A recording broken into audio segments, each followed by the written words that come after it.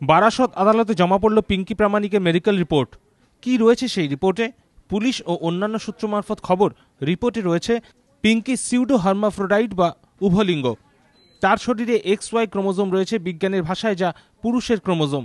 তার যৌনাঙ্গ অসম্পূর্ণ, ধর্ষণের ক্ষমতা নেই। শরীরে পুরুষ ক্রোমোজোমের উপস্থিতি রয়েছে বলে কি পিঙ্কিকে পুরুষ বলা যাবে? ইন্ডিয়ান অলিম্পিক অ্যাসোসিয়েশনের চিকিৎসক নিশীথ রঞ্জন চৌধুরীর মতে, সিউডো হার্মাফ্রোডাইটের শরীরে XY ক্রোমোজোম থাকলে সেক্ষেত্রে তাকে মেল সিউডো হার্মাফ্রোডাইট হিসেবে গণ্য করা হবে। সেক্ষেত্রে কেউ ধর্ষণ করতে পারে না। XY যার ক্রোমোজোম আছে, এই সিউডো হার্মাফ্রোডাইটকে বলা হয় মেল সিউডো হার্মাফ্রোডাইট। এক্ষেত্রে তার যে পুরুষের জননাঙ্গ যেগুলো, সেগুলো একটু আন্ডার ডেভেলপড হয় এবং তাদের ক্ষেত্রে সেক্সুয়াল রিলেশনশিপ তৈরি করার অসুবিধে থাকতেই পারে। পাশাপাশি এখন আরও যে প্রশ্নটি উঠেছে তা হলো, মহিলাদের বিভিন্ন ক্রীড়ানুষ্ঠানে তিনি কি আর অংশ নিতে পারবেন? আর যে পদকগুলি পিঙ্কি এখনো পর্যন্ত জিতেছেন সেগুলি হারাবার কি কোনো সম্ভাবনা রয়েছে?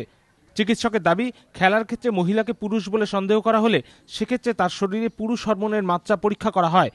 পুরুষ হরমোনের মাত্রা বেশি হলে তিনি আর মহিলা ক্রীড়ানুষ্ঠানে অংশ নিতে পারবেন না। তবে তার মতে নয়া নিয়ম অনুযায়ী পদক নাও কেড়ে নেওয়া হতে পারে।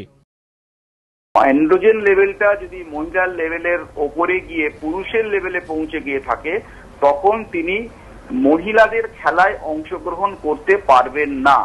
আগে যে পদকগুলো উনি পেয়ে আসছেন এবং সেখানে যদি উনি মহিলা হিসাবেই পদক পেয়ে থাকেন, সেটাতে তারা নাও হতে পারে।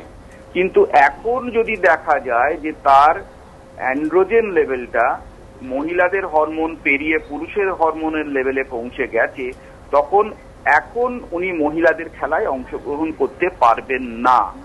চিকিৎসকের দাবি, যে সময় পিঙ্কি পদকগুলি জিতেছেন সে সময় তার শরীরে পুরুষ হরমোনের মাত্রা এখন জানা সম্ভব নয়, ফলে সেই পদকগুলি কেড়ে নেওয়ার সম্ভাবনা কম। এবিপি আনন্দ।